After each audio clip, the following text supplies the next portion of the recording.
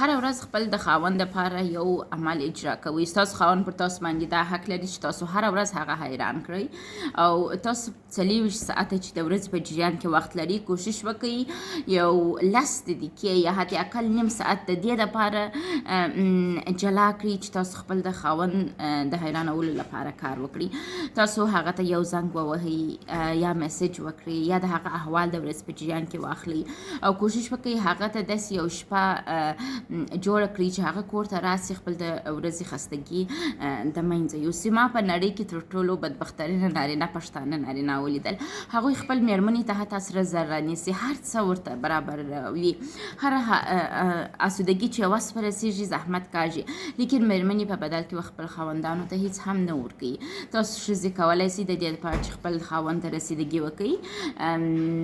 زما ویډیوز واورئ تر څو زه تاسو ته زده کړم چې څنګه خپل ژوند ښه کړئ. همیشه یو ښایسته شی د ورځې په جریان کې خپل خاوند ته تقدیموئ.